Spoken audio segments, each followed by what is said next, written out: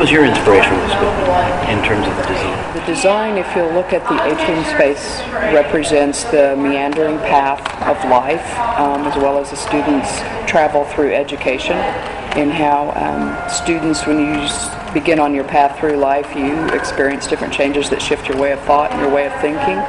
It starts at the north end where the parking is for most of the students, and you kind of come through a meandering path into the experience of the lobby, which is a very tall space that is inspiring and encourages you to look upward, hopefully being the end of the path and gaining the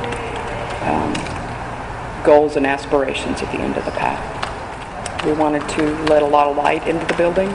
You'll find that there's a lot of windows in the space, as well as a lot of light through the atrium that comes into the center of the space, so most of the rooms are able to have some natural light within them. It was very important in Tulsa Tech and their philosophy to be able to have the lab spaces designed such that tours could be given through the building and allow the tours to be able to see what the students were actually doing in their lab spaces without disrupting the classwork that was going on. So most of the labs in this building are on the first floor with lots of windows to the atrium, allowing lots of access and views.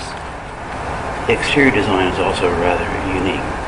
A lot of square walls and yet a lot of outcroppings.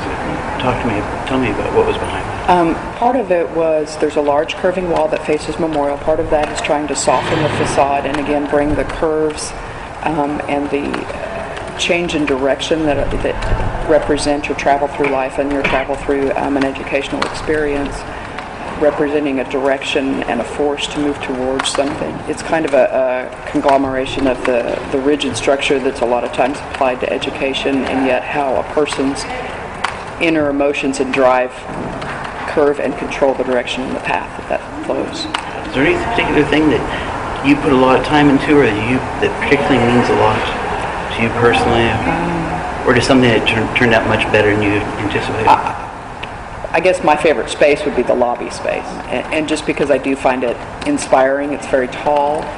There's a lot of daylight that comes in from up above. There's a grand staircase that's a pretty unique element in that it's designed specifically for this building. It's curved, has a beautiful guardrail with some pretty intricate detail on it that's included in the space. The ceiling is wood, and it has a unique chandelier as well.